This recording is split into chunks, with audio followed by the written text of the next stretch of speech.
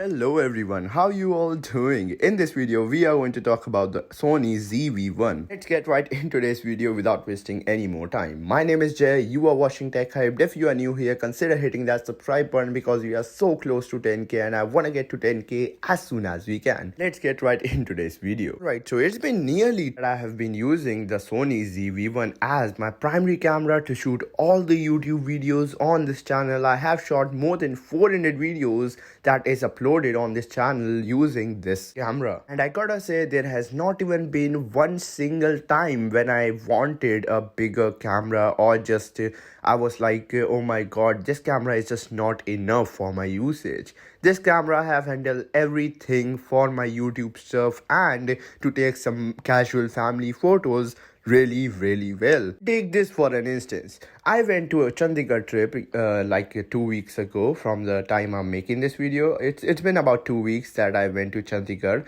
and I took this camera with me. I shot a lot of B-rolls of iPhones when I was traveling, and I also shot a lot of pics of me and my mom and dad using this camera. Just look at yourself how good the results are.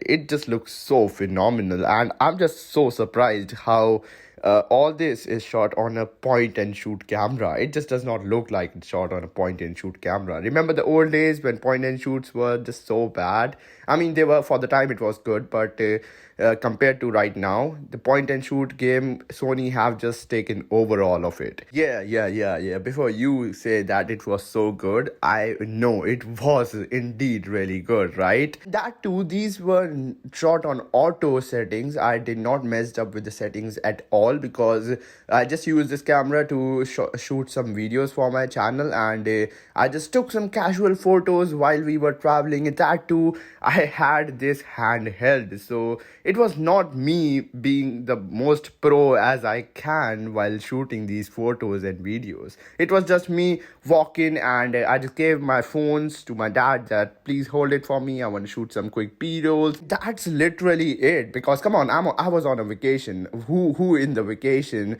except for a tech YouTuber just keeps on shooting B-rolls? Come on, I still did for you guys, so be sure to subscribe, alright? Anyways, now talking about the camera, if you will look at the physical dimensions of this camera is like even smaller than my whole hand, because that's actually a big thing. I can hold it with my one hand without any problem. I do not have any stretching in my hands or anything. It's just so good. The size of this is so damn compact. I can even put this thing in my jeans and just travel with it. In fact, I did that when I was traveling in Chandigarh. Just make sure you do not have this thing in the back pocket, because I don't really think so it will not get damaged or the lens won't get damaged when you will sit on your camera. It's just not okay to set on your camera, alright? One of the best things about this camera is the flip out screen. I just really love the flip out screen of the Sony ZV-1. It have helped me a lot over the past 2 years. It gives me a lot of great angles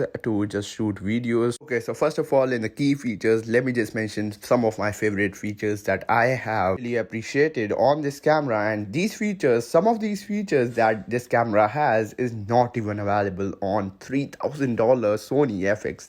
Like, can you believe it? Let me start mentioning it. Of course, I'm not comparing it directly to the FX3, but just so you know. Number one is the defocus mode. So defocus mode is something that I did not expected myself to use that often, but defocus mode really is one of the best things on this camera in terms of software, at least, because whenever you click on the defocus mode, it just blurs the background, and the thing is that you can do it manually too.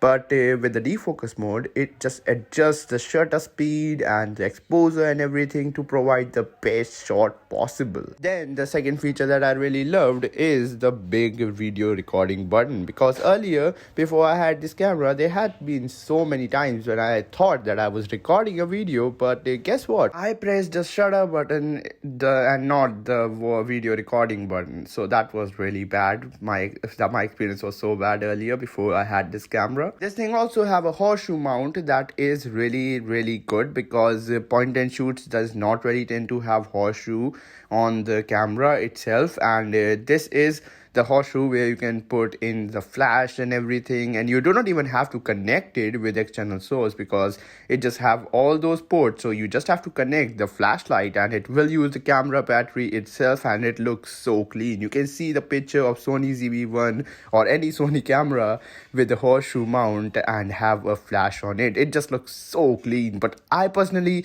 do not have flash, because number one reason, I just shoot videos from this, and the number two, it is just so expensive. 35,000 for a flashlight. No fam, I'm not paying that much. I would rather get Final Cut Pro subscription. I mean, just buy Final Cut Pro with 35,000 than just getting a flashlight. I don't think so. It's useful for me. Then the other feature that I really love is the flip screen, as I already talked. The screen brightness and everything is just so good. I'm just amazed how good the screen of this thing is. Alright, now let's talk about some disadvantages of this thing that I think they should improve in the future version. Yes, I know now you guys will say ZV-1 upgraded version is already out. It's known as ZV-10. But I think they should actually make a S upgrade type of thing, like how Apple does it.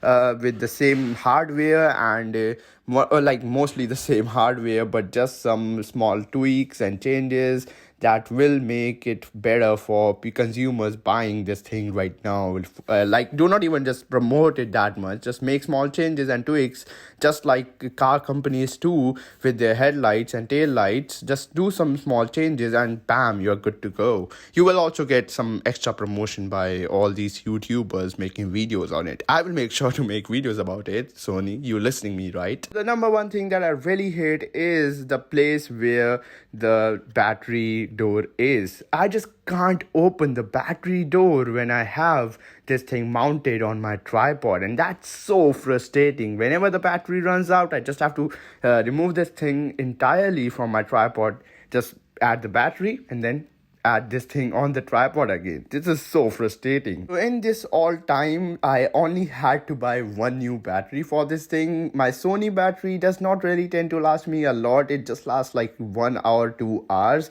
Whereas the new battery that I got, as you can see on the screen, I got this one and it had the Sony battery. The Sony battery, in terms of design, I know it looks so good compared to the one I got. But yeah, I did not have any other option because other batteries were just so expensive. I have also dropped this thing quite a few times while shooting B-rolls, because I do not really tend to use the tripod while shooting B-rolls all the time, as I just said, whenever I'm on vacation and all.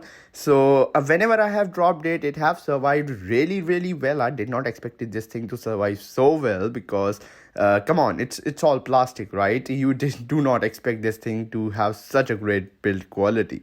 But except for some minor discoloration around the camera bump and all, I don't really see a major damage on this camera after being dropped for so many times. Yes, trust me, I have dropped this really brutally so many times. That too, whenever I drop it, I'm not that much like heartbroken, because come on, this camera is not really that expensive. Of course, I do respect my money, alright. Every single penny that I invested in this camera is worth it, and I do not want this thing to break. Of course, I did not drop it just to test the durability, alright. But this thing survived, and the build quality of this thing is just spectacular. Thank you so much for watching this video till the end. If you have, consider hitting that subscribe button, like the video, comment down below if you are planning on buying a ZV-1 right now, and if you already have one, let me know down in comment below what all accessory are you using. And yes, thank you so much for watching. Peace out. Have a great day, everyone. And also let me know if you do enjoy this video, because I will tend to make more videos like these in future if you did.